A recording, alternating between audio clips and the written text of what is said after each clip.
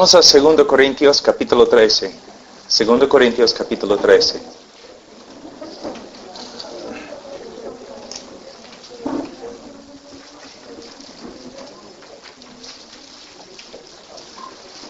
Nosotros sabemos que la iglesia acá, los Corintios, era una iglesia muy dotada. Muchos dones, conocimiento, pero muchas veces la iglesia no caminaba como una iglesia de Cristo. Los creyentes o las personas, los miembros de la iglesia, no se portaban como creyentes. En la primera carta, Pablo escribe a la iglesia reprendiendo a muchos hermanos, a muchas personas que estaban dentro de la iglesia. Se enojaron un poco con Pablo. Algunos profetas falsos habían entrado en la iglesia enseñando a todos que Pablo ni era un apóstol. Entonces Pablo escribe la segunda carta para arreglar las cosas con la iglesia. Pero todavía Pablo está preocupado por las personas que se reúnen en esta ciudad. ¿Por qué? Porque dicen que son creyentes, pero no están viviendo como creyentes. En el día de hoy es algo normal en el oeste, entre los evangélicos. En mi propio país, 65% de las personas se crean renacidos, cristianos. Pero nosotros, somos un país muy inmoral. En el día de hoy hemos bajado los estándares del Evangelio y hemos cambiado el Evangelio. Hemos reducido el Evangelio de Cristo a nada más que algunas leyes espirituales. ¿No? Hay personas que caminan en los Estados Unidos, Sudamérica, aquí en Europa, creyendo que son creyentes simplemente porque una vez en su vida tomaron una decisión, pero su vida nunca cambió. Nunca. Son personas bastante engañadas. Aquí hay como 100 personas. No soy profeta, ni hijo del profeta, de un profeta. Pero te digo, hay personas acá esta noche que no conocen a Cristo. En un grupo de este tamaño siempre es así. Especialmente entre los jóvenes. Hay personas aquí que no son salvos. Y lo saben. Hay otros que se creen salvos, pero están engañados. Y hay creyentes de verdad acá. Bueno, yo no puedo mirar dentro del corazón de cada persona, pero de una forma no tengo que hacerlo. ¿Por qué? El creyente verdadero se conoce por sus frutos. Nosotros somos salvos solo por medio de la fe, no por las obras, solo por medio de la fe. Pero una persona que de verdad es cristiano, esta persona ha sido renacido. Dios ha hecho una obra sobrenatural en su vida.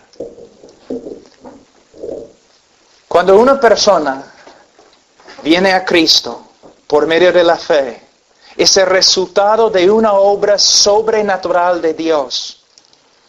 Es una obra tan natural como la misma creación, tan supernatural como la misma creación del universo. El hombre nace con un corazón corrupto, adámico, caído. El hombre nace con un corazón que aborrece a Dios. Pero Dios, a través de la predicación del Evangelio y la obra del Espíritu Santo, Dios puede cambiar el corazón de una persona. Pero esta persona con un corazón nuevo, un corazón cambiado, no solamente se arrepiente y no solamente cree, sino también sus afectos cambian. Antes de conocer a Cristo, una persona ama al pecado. Pero después de conocer a Cristo, una persona aborrece el pecado. Antes de conocer a Cristo, una persona aborrece la justicia. Pero después de conocer a Cristo, una persona ama la justicia. Tiene un cambio en su corazón.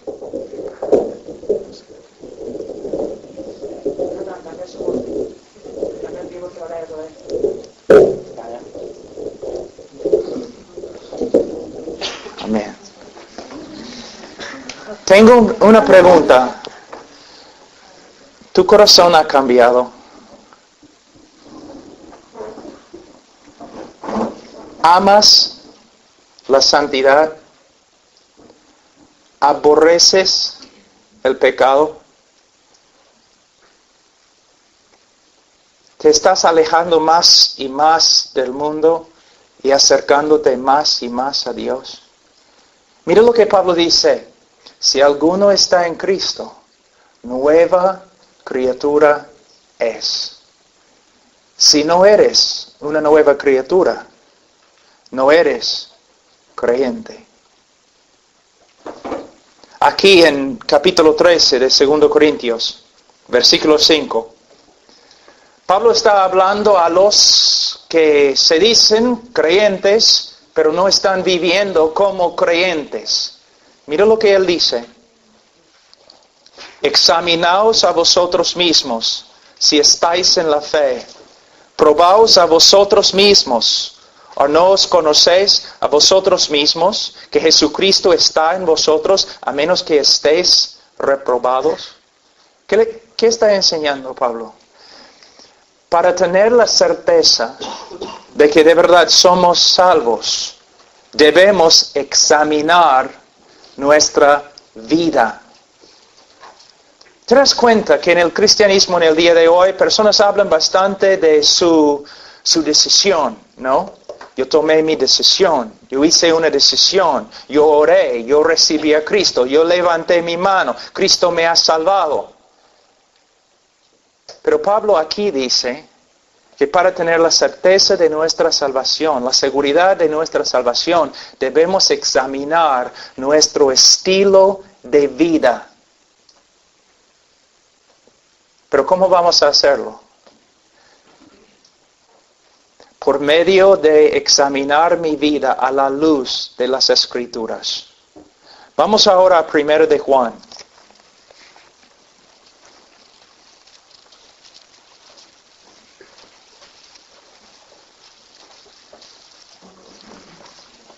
Primera de Juan, capítulo 5.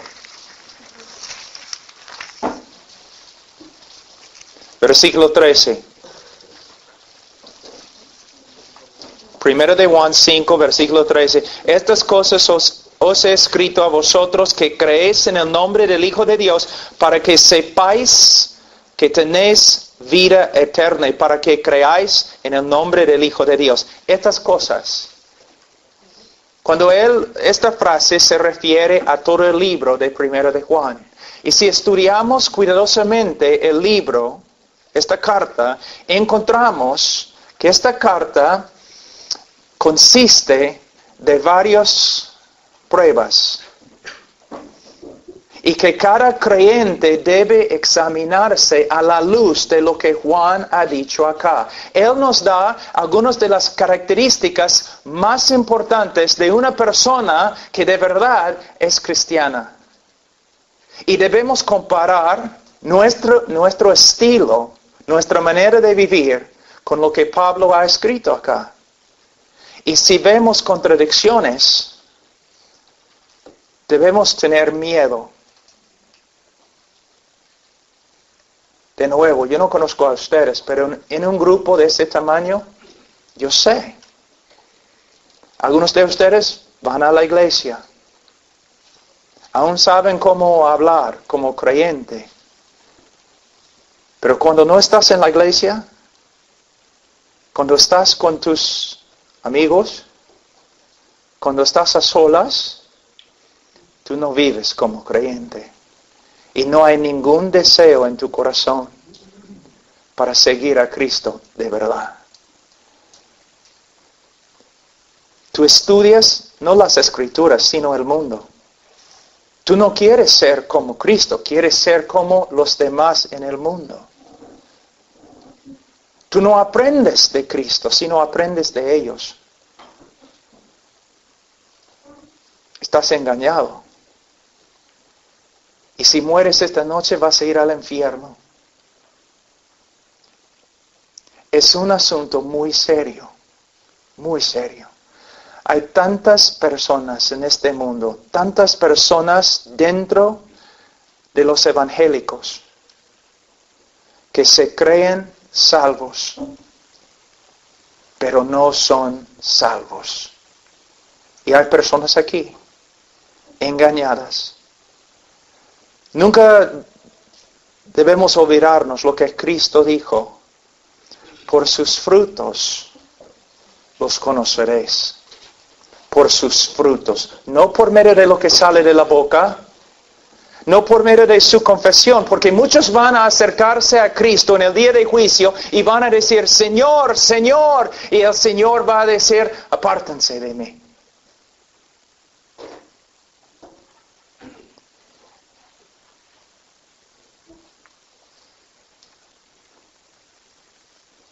Nunca los conocí. Nunca. Mira, antes de examinarnos a la luz de 1 de Juan, vamos un ratito a Mateo. Capítulo 7.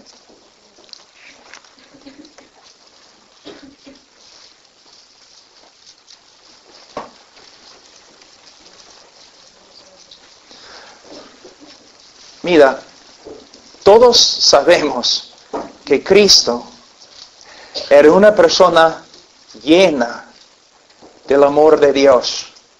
Él amaba a los pecadores más que nadie.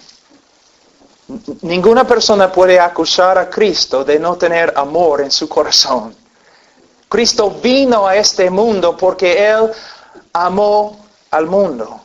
Él murió por el mundo. Pero mira lo que dice. Él nos dice palabras bien fuertes. Bien fuertes. Él dice en versículo 13 de capítulo 7, entrad por la puerta estrecha, porque ancha es la puerta, espacioso el camino que lleva a la perdición. Mira, a la perdición. ¿Sabe qué? Casi si no fuera por las enseñanzas de Jesucristo, casi no tendríamos ninguna información acerca del infierno. Si estudias el Antiguo Testamento, casi no habla del infierno. Las epístolas de los apóstoles no hablan mucho del infierno. Casi toda la enseñanza que tenemos en la Biblia acerca del infierno proviene de Cristo Jesús. ¿Te das cuenta? A veces personas hablan mal de mí diciendo, habla del infierno bastante. Cristo habló del infierno más que del cielo. Cristo habló del infierno más que los apóstoles y los profetas, más que todos los demás en las Escrituras juntos. Yo no puedo decir que les amo si no les digo la verdad. Que no les digo que algunos de ustedes están en peligro. Un peligro grave, irrevocable. Un peligro eterno. Él dice, entrad por la puerta estrecha, porque ancha es la puerta y espacioso el camino que lleva a la perdición. Y mira, y muchos son los que entran por ella. Porque estrecha es la puerta y angosto el camino que lleva a la vida, y pocos son los que la hallan. ¿Qué está enseñándonos? ¿Está enseñándonos que podemos ser salvos por medio de las obras? No. ¿Podemos ser salvos por medio de nuestra manera de vivir? No. Jesús claramente enseñaba que el hombre puede ser salvo solamente por medio de la fe. Pero aquí Él está enseñándonos algo muy importante. Los resultados de una fe verdadera. Una persona que de verdad ha creído en Cristo para la salvación, no va a caminar en este camino espacioso, sino va a caminar en un camino bien marcado por la voluntad de Dios, por la palabra de Dios. En el día de hoy yo veo un problema muy grande. Hay cristianos que dicen, o se dicen cristianos, que dicen, amo a Cristo, Cristo es mi Salvador, pero ellos caminan como un estilo de vida en el camino espacioso. Viven como el mundo. No se nota nada de santidad en su vida, nada de separación, pero caminan en el mismo camino con el mundo. Y no sé cómo es en España, pero en Estados Unidos rara vez se encuentra un pastor que habla en contra de lo que están haciendo. No sé si temen a los hombres, que no quieren perder sus iglesias, no sé. Pero tenemos un montón de evangélicos que están diciendo, soy cristiano, pero viven como el mundo. Hablan de las cosas del mundo más que las cosas del Señor. Aman al mundo, se nota en sus caras, en su manera de vivir. Cristo dice que no. Una de las evidencias de que de verdad has creído en Él es que no vas a caminar como el mundo, sino que poco a poco Él te va a cambiar, te va a transformar. Él dice, ahora, versículo 13 y 14, es muy importante entender estos dos versículos en su contexto. Porque muchas personas piensan que Jesús está diciendo lo siguiente, que la mayoría de las personas en el mundo son ateos, agnósticos, otras religiones. La mayoría de las personas son así y van a ir al infierno. Pero hay un grupo pequeño que se llaman evangélicos o cristianos y ellos van a ir al cielo. Eso no es lo que él está diciendo. No. ¿Qué está diciendo? Él está diciendo, entre las personas que se dicen cristianos, entre las personas que confiesen mi nombre diciendo, Señor, Señor, entre este grupo, pocos van a encontrar el camino de vida. Yo puedo probar qué es lo que dice. Mira, estamos aquí, capítulo 7, mira lo que dice en 21. No todo el que me dice, Señor, Señor, entrará en el reino de los cielos, sino el que hace la voluntad de mi Padre que está en los cielos. No, mira, en hebreo, cuando quieres enfatizar algo, solamente repites la misma palabra. Por ejemplo, en Isaías 6, Dios es santo, santo, santo. Aquí, mira lo que está diciendo. No todo el que me dice, Señor, Señor. Cristo está diciendo, no todas las personas que enfáticamente claman, soy el Señor. Entre ellos, muchos no van a ser salvos. Los que confiesen que Cristo es el Señor, muchos de ellos no van a ser salvos. ¿Tu confesión de fe, quieres saber lo que vale? 0. Si solamente tienes una confesión de fe, tu confesión de fe no tiene ningún valor. Porque mira lo que dice. No todo el que me dice Señor, Señor entra en el reino de los cielos, sino el que hace la voluntad de mi Padre que está en los cielos.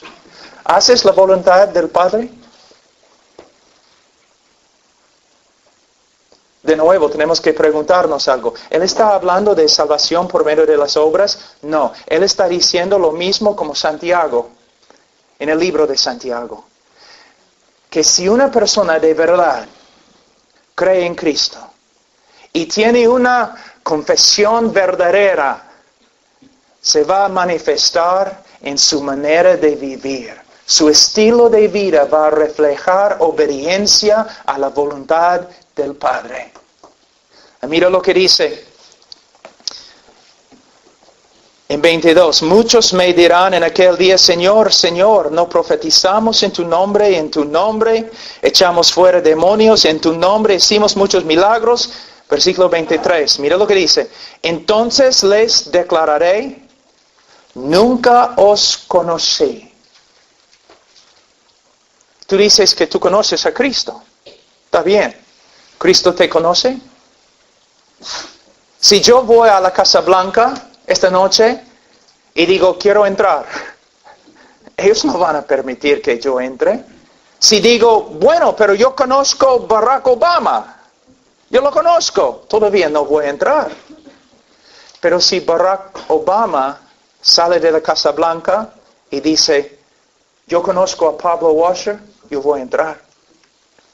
Tú puedes decir todo el día que tú conoces a Cristo, pero ¿Cristo te conoce? Y mira lo que dice. Entonces les declararé, nunca os conocí. Escucha, apartaos de mí, hacedores de maldad. Esta palabra proviene de una palabra griega que es muy importante. Anamas. A significa no. Namas. Ley. Sin ley. Lo que Cristo está diciendo, y escucha muy bien. Él está diciendo, apártense de mí, los de ustedes, que confesaban mi nombre como Señor, pero vivieron en la tierra como si yo nunca les hubiera dado una ley para obedecer. Muchos de ustedes, soy cristiano, pero ni saben lo que son las leyes de Cristo. No les importa. De verdad, no les importa.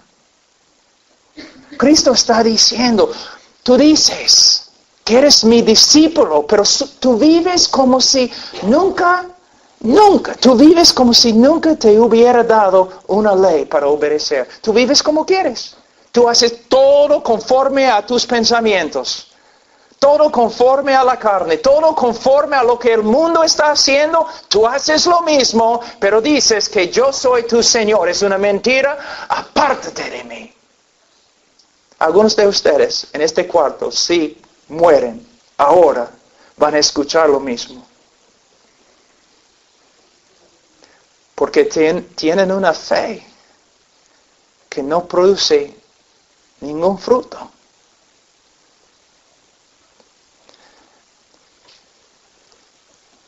Versículo 16.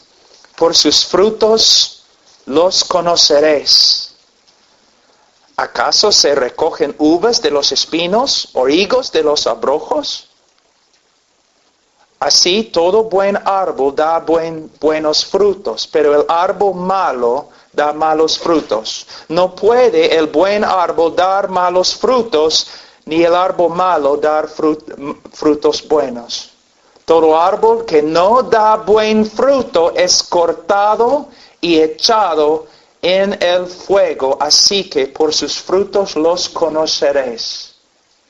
¿Está diciendo que tenemos que tener obras para ser salvo? No. ¿Que tenemos que tener fruto para ser salvo? No.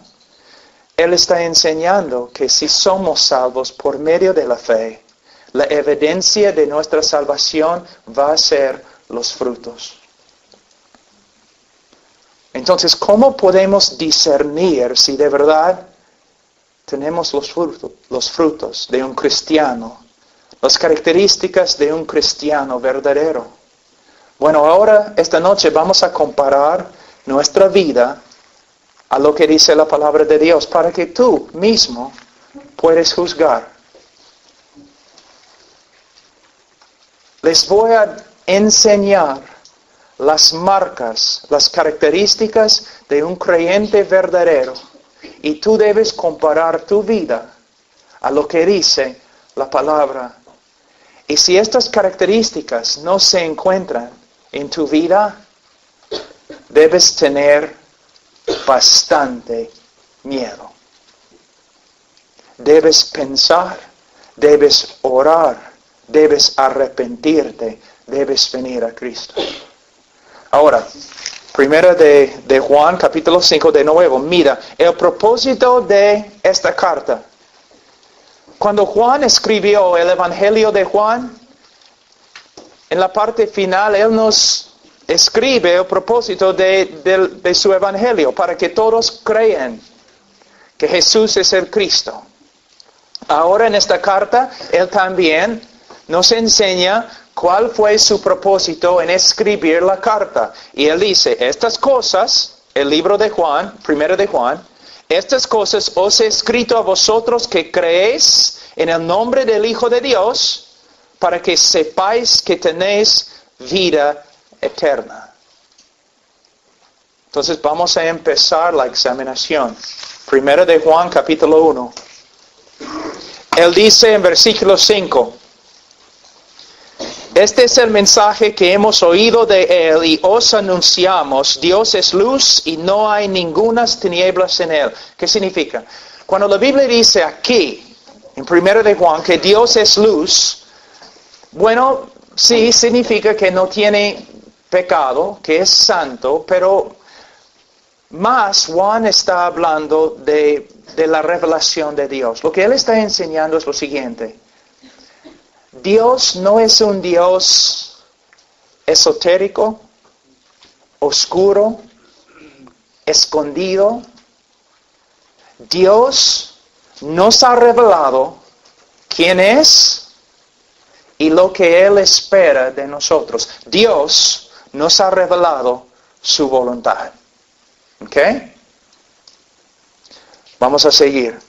Si decimos, versículo 6, que tenemos comunión con Él, si decimos que somos creyentes, si decimos que somos hijos de Dios, si decimos que somos cristianos y andamos en tinieblas, mentimos y no practicamos la verdad. Ahora, ¿qué está diciendo? Primeramente, la palabra andar proviene de una palabra griega, peripateo, que pateo significa caminar. Peripateo significa caminar por todos los lugares. El verbo también se encuentra en el tiempo presente, muy importante, significa continuación. Lo que Juan está enseñando es lo siguiente. Si decimos que somos creyentes, pero vivimos como un estilo de vida, ¿no?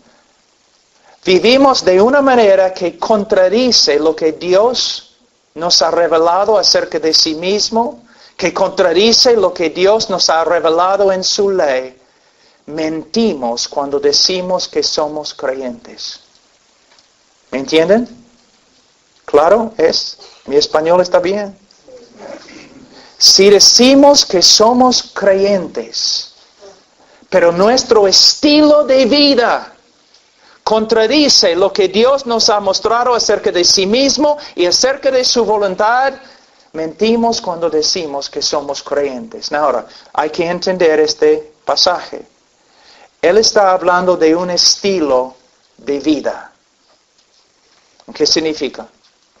Si tú me sigues con una cámara así, clic, ¿no? Este tipo de cámara que toma solamente una foto, ¿no?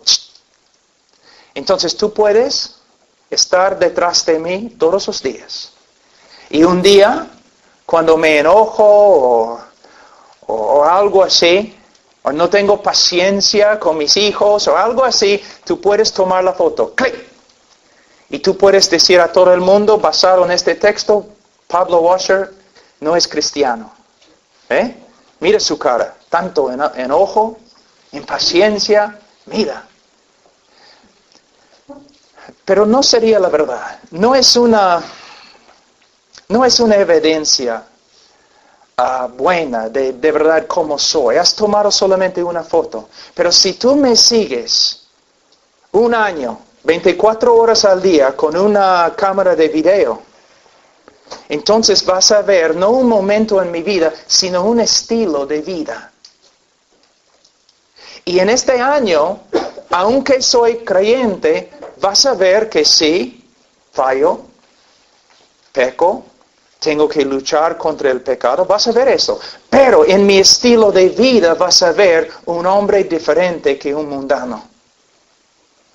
Un hombre que vive conforme a la voluntad de Dios, con su estilo de vida. No perfectamente, no. Todos nosotros pecamos. Pero vas a ver un cambio. Si comparas mi vida con la vida de un incrédulo, vas a ver una diferencia muy grande. Eso es lo que él está diciendo. Si estudias, examinas toda tu vida, tu estilo de vida, y tu estilo de vida diariamente, 1 año, 2 años, 3 años, tu estilo de vida contradice lo que Dios nos ha revelado acerca de sí mismo, su carácter y su voluntad, entonces debes tener miedo. Ahora, si alguien examina tu vida 1 año, simplemente observándote, va a haber una persona que se nota, desea vivir conforme a la voluntad de Dios, o va a haber una persona cuya vida contradice todo lo que Dios nos ha revelado acerca de sí mismo y su voluntad.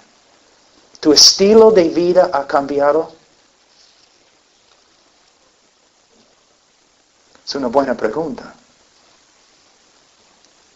Una buena pregunta. ¿Tu estilo de vida ha cambiado? ¿Tu estilo de vida está cambiando todavía? ¿El Señor está obrando en tu vida, cambiándote más y más cada año, transformándote? Si no, debes tener miedo. La segunda prueba. Capítulo 1, versículo 8. Si decimos que no tenemos pecado, nos engañamos a nosotros mismos y la verdad no está en nosotros. Si no reconocemos que tenemos pecado, no somos creyentes. Y él dice en 9, si confesamos nuestros pecados, Él es fiel y justo para perdonarnos nuestros pecados y limpiarnos de toda maldad. Si decimos que no hemos pecado, le hacemos a Él mentiroso y su palabra no está en nosotros. ¿Qué está enseñándonos el apóstol? Bueno, lo siguiente. La primera característica en versículos 5 a 7. El creyente verdadero va a vivir un estilo de vida que poco a poco se conforma más y más a lo que Dios nos ha revelado acerca de sí mismo y acerca de su voluntad. La segunda característica de un creyente verdadero es, él va a reconocer el pecado en su vida.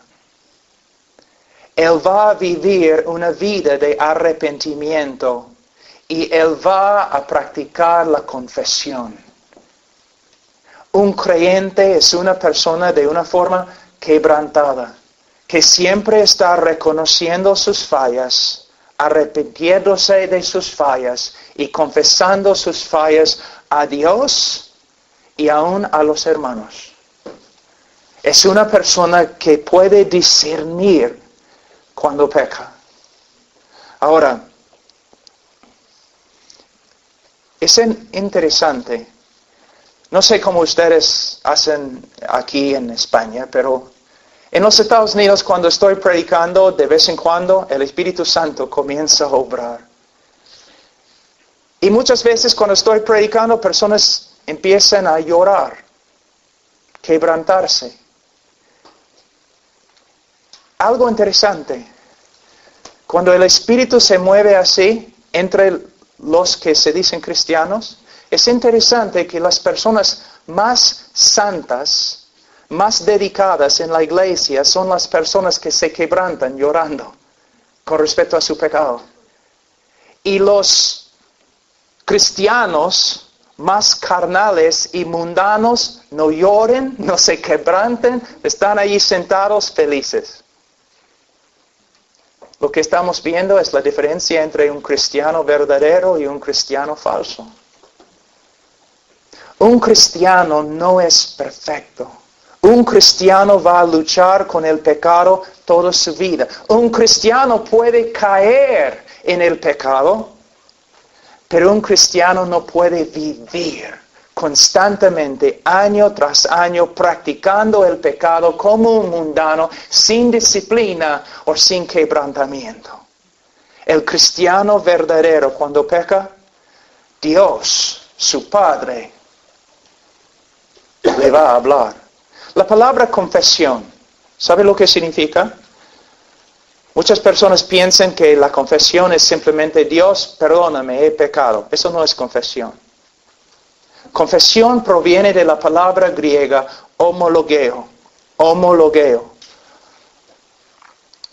Logeo significa hablar. Homo, lo mismo. Confesión es hablar lo mismo. Tú estás caminando y vamos a decir, estás enojado, impaciente, algo así, y el Espíritu Santo te habla. Estás en pecado. Estás enojado. Confesión es cuando tú dices lo mismo. Tú dices, Señor, me has dicho que estoy enojado y impaciente. Señor, tienes razón, estoy de acuerdo contigo. Lo que tú dices de mí es verdad. Yo hablo lo mismo. Yo he pecado. Yo estaba enojado. Perdóname. Esta es confesión. Un creyente, su vida no está marcada por la perfección. Jamás. Pero sí está marcada su vida por una manera de vivir que es diferente que el mundo y tiene una relación diferente con el pecado. Cuando una persona viene a mí diciendo, Pablo, tengo una nueva relación con el Señor, yo siempre digo, ¿y tienes una nueva relación con el pecado? Porque si no tienes una nueva relación con el pecado, no tienes una nueva relación con el Señor. Bienaventurados los que lloran, que pueden ver su necesidad. Yo tengo 27 años en el Señor y puedo testificar que el Señor me ha cambiado de muchas formas. Pero ahora tengo más años en la fe, más conocimiento de la palabra. Yo veo más fallas ahora que cuando empecé. El Señor constantemente trabajando. Yo les voy a dar un ejemplo que enseñé esta mañana a un grupito ahí en la cafetería. Un hombre inconverso. Esta tarde tiene que llegar a su trabajo, está saliendo de la casa tarde, hay lluvia afuera, es horrible. Y él está saliendo de la puerta con todas sus cosas y su esposa baja de la escalera y dice, oye, lleva la basura afuera también cuando sales. Y él comienza a gritar, oye mujer, tú puedes llevar la basura, yo tengo que ir a mi trabajo. Se enoja, habla mal a ella, todo lo demás, y sale a su carro totalmente justificado. Ella lo merecía.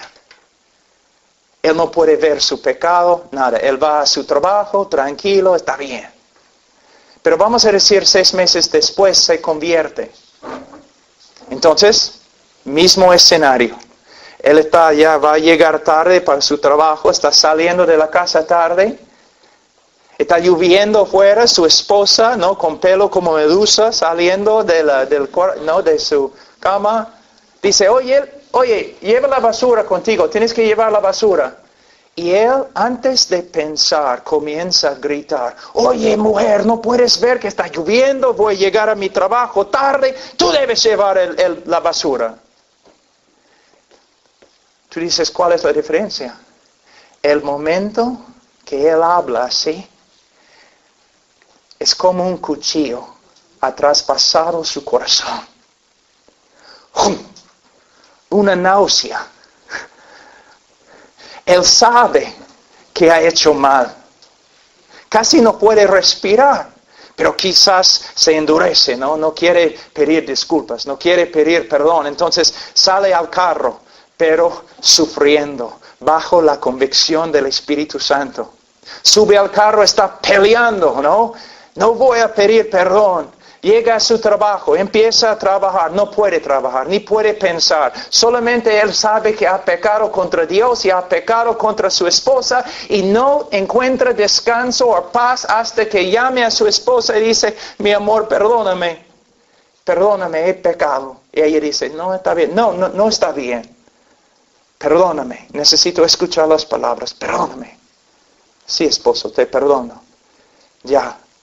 Y de ahí se pone de rodillas al lado de su escritorio, Señor, perdóname, he pecado. Es la diferencia entre un creyente y un incrédulo. Su vida está marcada por confesión, quebrantamiento. Pero hay una cosa muy importante. Como hablamos hoy día, si una persona no renueve su mente con la palabra de Dios, si no está estudiando la palabra, si está llenando su vida del mundo, a veces ni puede ver su pecado.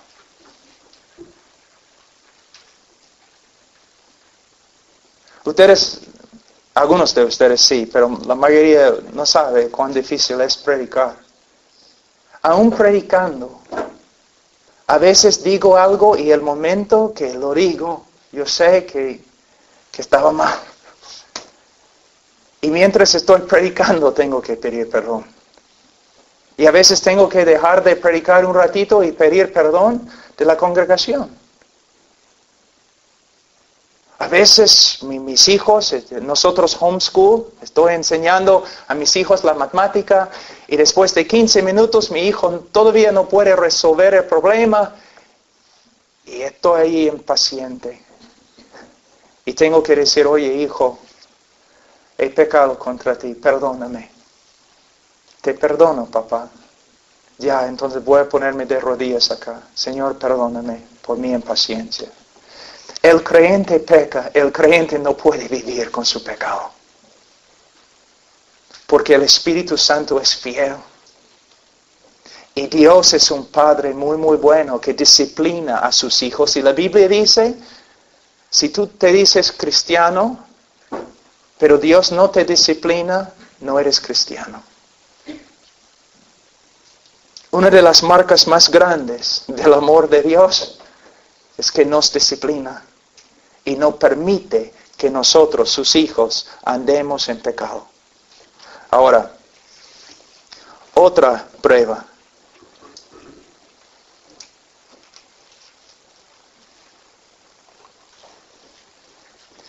Capítulo 2, versículo 3. Y en esto sabemos que nosotros le conocemos. Mira, en esto sabemos que somos cristianos, si guardamos sus mandamientos. Es lo que dice. El que dice, yo le conozco, y no guarda sus mandamientos, el tal es mentiroso, y la verdad no está en él. Pero el que guarda su palabra, en este verdaderamente el amor de Dios sea perfeccionado. Por esto sabemos que estamos en Él. ¿Qué significa? Nosotros sabemos que aún los cristianos más maduros pecan, fallan, tienen debilidades. Entonces, ¿qué significa este texto? De nuevo, tienes que entender que Juan está usando verbos en el tiempo presente. Está hablando de un estilo de vida. Significa que una persona que de verdad es un creyente va a tener una nueva relación con los mandamientos de Dios. Voy a usar mi vida como una ilustración. Antes de conocer a Cristo, yo no quería saber nada de sus mandamientos, de su voluntad. ¿Qué me importa? No voy a leer la Biblia. no intentaba obedecer a Dios, conocer su voluntad. Cuando yo vivía en desobediencia no me importaba. Un incrédulo. Pero después de convertirme, ¿qué pasó? Una nueva relación con los mandamientos de Dios. Ningún hombre guarda los mandamientos perfectamente, pero el cristiano tiene un estilo de vida que refleja obediencia. Tiene una nueva relación con la palabra de Dios. ¿Recuerdan lo que dije antes? Si una persona viene a mí y dice, tengo una nueva relación con Dios, yo siempre pregunto, ¿y tienes una nueva relación con el pecado? Pero también pregunto, ¿y tienes una nueva relación con su palabra, con sus mandamientos, con su voluntad? Algunos de ustedes saben exactamente lo que estoy diciendo, porque han experimentado lo mismo en su vida. Antes de conocer a Cristo, ustedes no se preocupaban por saber lo que decía Dios. No se preocupaban por entender la voluntad de Dios o obedecer la voluntad de Dios o confesar tus pecados cuando desobedecías la voluntad de Dios. No, pero después de convertirse, ustedes empezaron a tener interés. ¿Qué ha dicho Dios? ¿Qué dice Dios en su palabra? ¿Cuáles son sus mandamientos? ¿Cuál es su propósito para mi vida? ¿Ves? Una nueva relación con la palabra de Dios. ¿Tienes una nueva relación con los mandamientos de Dios? La Biblia dice, para el creyente los mandamientos de Dios no son gravosos, son su deleite. ¿Los mandamientos de Dios son tu deleite? ¿Te esfuerzas para saber lo que ha dicho Dios? ¿O simplemente te crees cristiano porque vas al grupo de jóvenes? Y no eres tan malo como los demás. Otra prueba. Versículo 6. El que dice que permanece en Él, debe andar como Él anduvo. Tú dices, entonces todos nosotros vamos al infierno. ¿Quién anda como Él anduvo? Tú debes sentarte un día con los pastores, ¿no? Cuando están hablando entre sí. Sí, pueden contar los pastores de sus victorias. Nos sentamos ahí como el Señor ha hecho esto, el Señor me ha cambiado. Pero también los pastores dicen, mira hermanos, oren por mí, porque todavía, caramba, no soy como debo ser. Entonces, ¿qué significa este texto? Si ni aun los pastores andan como Cristo siempre, entonces, ¿qué significa este texto? Yo les voy a dar otra ilustración. Cuando yo era un niño, así de más o menos ese tamaño, mi papá era un hombre muy duro.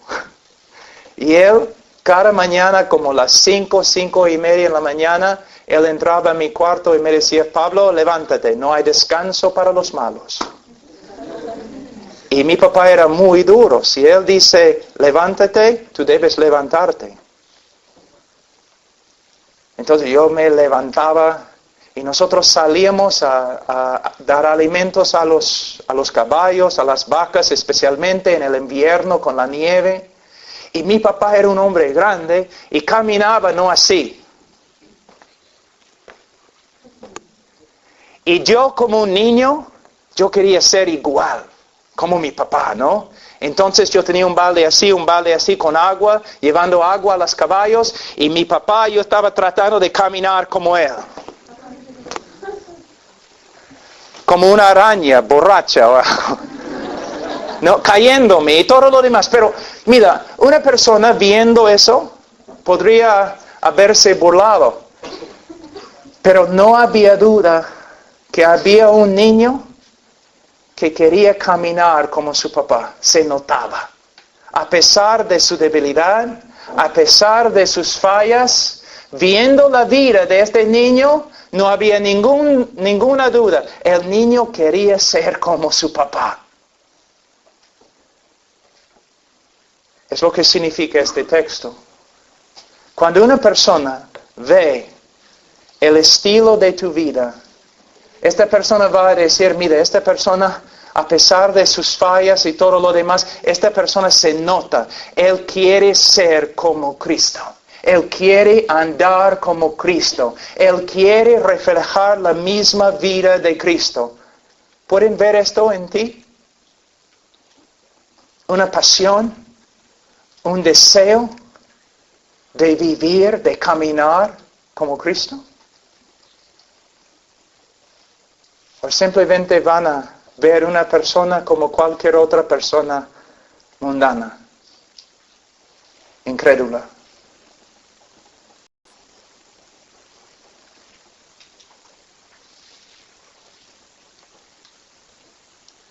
¿Eres cristiano? Otra prueba. Dice aquí, versículo 8. Sin embargo, os escribo un mandamiento nuevo que es verdadero en él y en vosotros, porque las tinieblas van pasando y la luz verdadera ya alumbra. El que dice que está en la luz, el que dice que es creyente y aborrece a su hermano, está todavía en tinieblas. El que ama a su hermano permanece en la luz y en él no hay tropiezo. Ahora, ¿quién es el hermano? Bueno, hermano aquí no se refiere a una persona de otra raza. Debemos amar a todas las personas, pero no está hablando de una persona de otra raza, porque de verdad no hay otra raza. Si eres un ser humano, es la raza. No hay diferencias.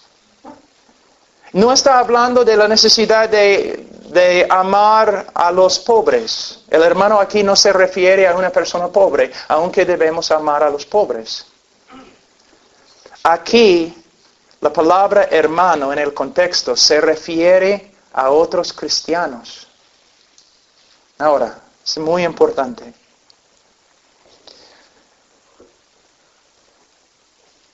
¿Buscas comunión con otros cristianos para hablar de Cristo? ¿Buscas ser siervo a otros cristianos en el nombre de Cristo? Yo tengo que tener cuidado aquí porque muchas veces los jóvenes en los grupos en la iglesia, grupo de jóvenes, los jóvenes quieren salir juntos y todo, pero casi nunca hablan de Cristo. El momento que el servicio se acaba, salen a tomar un Coca-Cola o algo así, comer algo, pero no para hablar más de Cristo o la Escritura. ¿Tú hablas de Cristo solamente cuando estás en un grupo de jóvenes y tienes que hablar de Cristo? ¿Sales con tus amigos simplemente para conversar acerca de Cristo o la Biblia? ¿Quieres estar con otros cristianos muy dedicados para aprender de ellos? Yo recuerdo antes de convertirme, yo en un gimnasio de bastantes hombres pesistas, hombres bestias, ¿no? Y otro lado de la calle, una calle pequeña. Otro lado de la calle había una iglesia, la primera bautista de Brookport, recuerdo.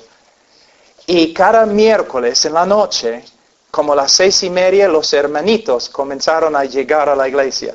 Yo siempre bajaba todas las ventanas y subía el volumen de la música en el gimnasio con mi canción favorito, Highway to Hell, AC/DC.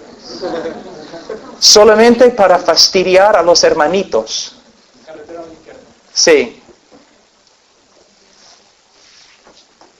Yo no amaba a los creyentes. Yo me burlaba de los creyentes. Yo fastidiaba a los creyentes. Pero el día que el Señor me salvó, mis afectos cambiaron.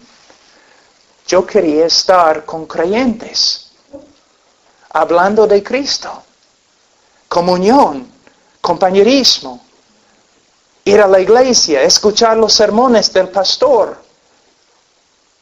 una persona diferente.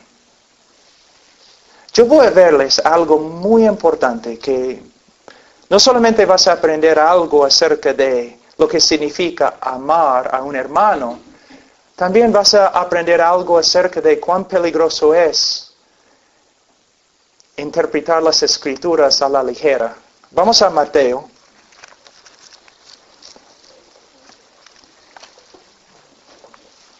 Capítulo 25. Versículo 31. Cuando el Hijo del Hombre venga en su gloria y todos los santos ángeles con él, entonces se sentará en su trono de gloria y serán reunidos delante de él todas las naciones y apartará los unos de los otros como aparta el pastor las ovejas de los cabritos. Y pondrá las ovejas a su derecha y a los cabritos a su izquierda. Entonces el rey dirá a los de su derecha: venid benditos de mi Padre, venid benditos de mi Padre, heredad el reino preparado para vosotros desde la fundación del mundo, porque tuve hambre y me diste de comer, tuve sed y me diste de beber, fui forastero y me recogisteis, estuve desnudo y me cubristeis, enfermo y me visitasteis, en la cárcel y vinisteis a mí. Entonces los justos le responderán diciendo: Señor, ¿cuándo te vimos hambriento y te sustentamos? ¿O sediento y te dimos de beber? ¿Y cuándo te vimos forastero y te recogimos? ¿O desnudo y te cubrimos? ¿O cuando te vimos enfermo o en la cárcel y venimos a ti? Y respondiendo el rey les dirá: de cierto os digo que en cuanto lo hiciste a uno de estos mis hermanos más pequeños, a mí lo hicisteis. Muchos ministerios usan este texto como un pretexto, diciendo que en base de este versículo, este texto, debemos cuidar a los pobres, debemos dar alimentos a los que tienen hambre, debemos visitar las personas que han cometido crímenes y ahora están en la cárcel. Mira, debemos hacer esas cosas, pero no es lo que este texto está enseñando.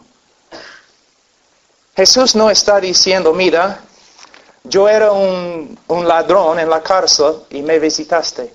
Él no está diciendo: yo era un asesino en la cárcel y me visitaste. No. No.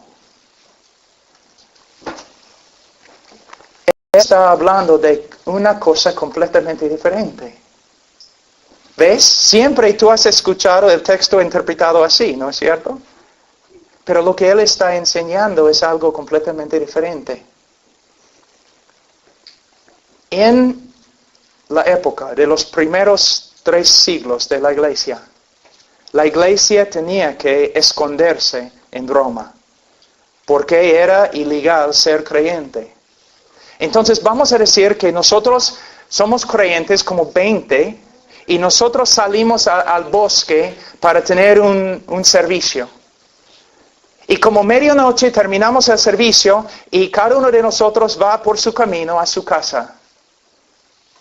Y tú vas a tu cama, llegaste a la casa bien, estás durmiendo y de repente alguien toca a la puerta. Tú te levantas y es uno de los miembros de la iglesia. Oye, mira, cuando terminamos el servicio, 2 hermanos que estaban caminando por otro lado, los romanos los han capturado y ahora están en la cárcel.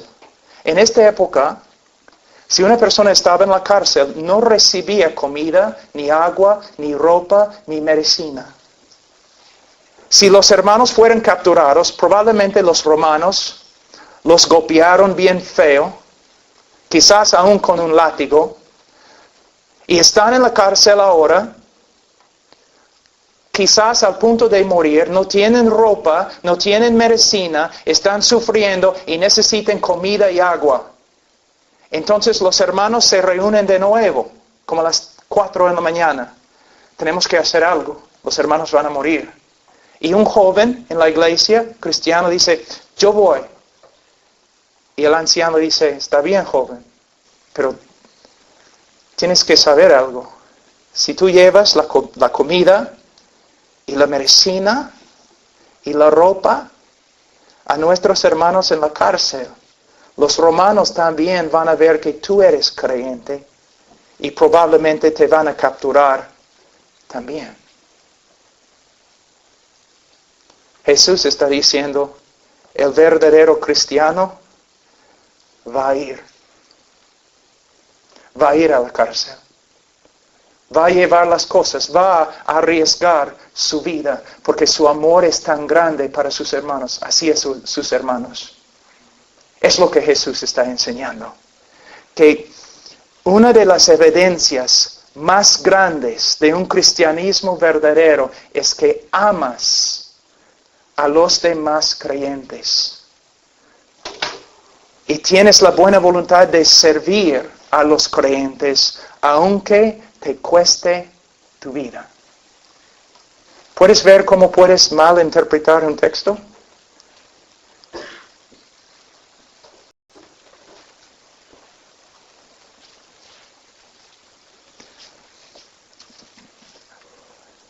Chicos, chicas, cuando ustedes salen para divertirse, ¿se juntan con otros cristianos para servir a Cristo?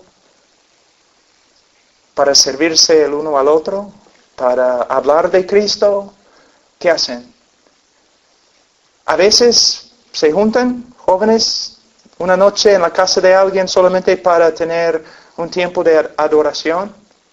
Salen juntos a testificar. Vas a la casa de un hermano quizás enfermo. ¿Ves?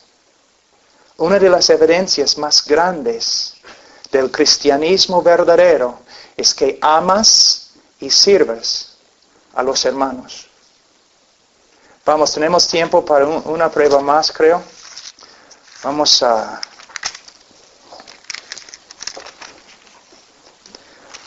Primero de Juan, capítulo 2. Versículo 15. No améis al mundo, ni las cosas que están en el mundo.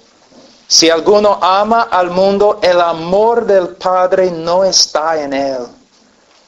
Porque todo lo que hay en el mundo, los deseos de la carne, los deseos de los ojos y la vanagloria de la vida, no proviene del Padre, sino del mundo. Y el mundo pasa y sus deseos, pero el que hace la voluntad de Dios permanece para siempre. ¿Amas al mundo? ¿Qué es el mundo? Siempre estamos hablando del mundo. ¿Qué es el mundo? El mundo es cualquier idea, sistema, obra, acción, teoría,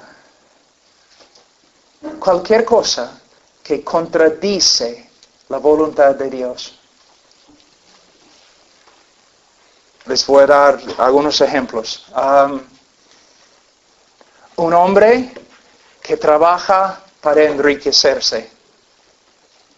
No para la gloria de Dios, no para servir a otros, solamente para enriquecerse. Está viviendo, está amando al mundo. Un chico, una chica sensual, que se viste para atraer a los demás. Mírame como soy. Es una cosa mundana. Orgullo. Independencia. Buscando fama. Es el mundo. Casi todo, miren solamente las personas fuera de la iglesia. Y algunos dentro de la iglesia. ¿Están buscando a Cristo? ¿Están buscando las cosas eternas? No. Están buscando las cosas del mundo, el materialismo. Jóvenes, la generación, creo que venía antes de ustedes, sufría, ¿no? Pero la generación de ustedes es una generación materialista. Quiere cosas, una vida fácil. El mundo. Amas al mundo. Algo muy importante en versículo 17. El mundo pasa. Esta palabra, en griego, su voz es, ¿cómo se dice en castellano? Middle voice. Voz media. O es un verbo con voz pasiva.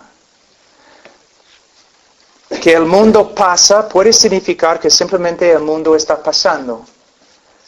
Pero podemos traducir este texto que el mundo, que alguien está detrás del mundo, empujando al mundo para que se pase. Y esta persona es Dios. Dios está detrás, moviendo el mundo a su destino final, la destrucción. Él está empujando con su soberanía al mundo. Y si estás viviendo para las cosas de este mundo, estás viviendo para cosas que no van a permanecer. Como dije ayer, tu juventud, ya, 5 o 6 años más, chao. Tu fuerza, tu belleza, chao. Bienvenido al club de los ancianos. Así.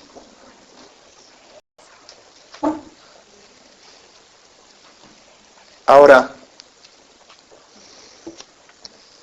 todo este libro está lleno de pruebas.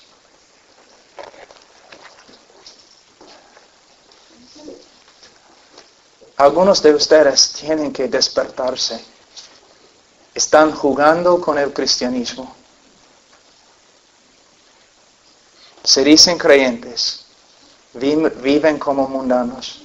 Con deseos de un mundano. Estoy hablando de ti. Arrepiéntate. Y cree en el Señor Jesucristo. Y serás salvo. O quizás hay algunos cristianos, pero de verdad son cristianos, se nota por su fruto, pero están comenzando a extraviarse un poco. Tiene más años ahora, está viendo el mundo está llamando. Cristiano, ten cuidado. Debes dejar al mundo a un lado y volver a tu Padre y caminar a su lado. ¿Dónde estás esta noche? Creyente, incrédulo. Tú dices, bueno, pero tú no puedes juzgar mi corazón. He demostrado que no tengo que juzgar tu corazón. Solamente tengo que observar tu vida. ¿Cómo vives? ¿Hay fruto? ¿Hay fruto? La salvación es solo por medio de fe. Pero como Santiago dice, aún los demonios creen. Y son más piadosos que la mayoría de las personas en una iglesia evangélica porque creen y tiemblan. Muchos de los evangélicos solamente dicen que creen y no tiemblan.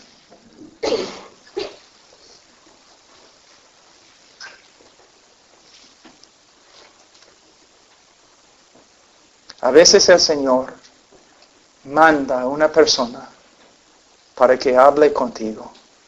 Y muchas veces una persona no elocuente, una persona que ni puede usar bien tu idioma. Pero sin embargo, el Señor te está hablando esta noche. ¿Qué vas a hacer con Cristo? Vamos a orar. Padre Santo,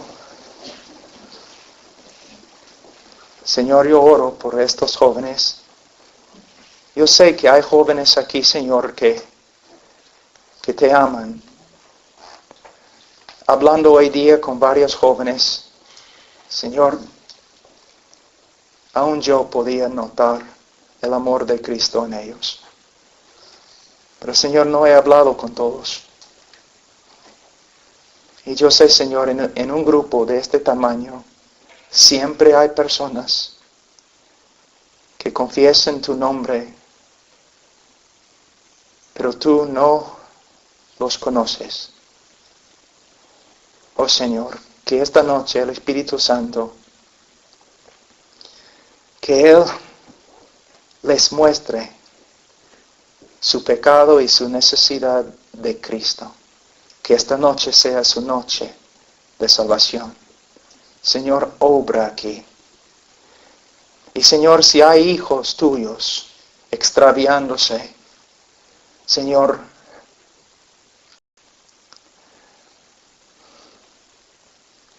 dales el temor de Jehová. Hasta que tengan, Señor, miedo y que vuelvan a ti, a su Padre. Señor, ayúdanos esta noche y mañana y todos los días que vamos a estar aquí en España. Ayúdanos. En el nombre de Cristo Jesús. Amén.